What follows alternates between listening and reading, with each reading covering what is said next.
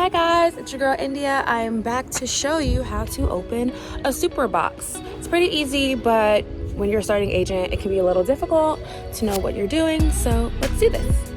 Hey guys, so this is what the Supra box looks like. As you see, if you shake it, you can hear the key on the inside, and we're gonna get that from the bottom.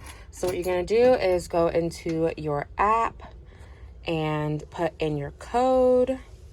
Once you put in your code, you're gonna click it up and you're going to see that the light is blinking. If the light's not blinking, the Bluetooth may not be detected or could be dead and needs to be recharged.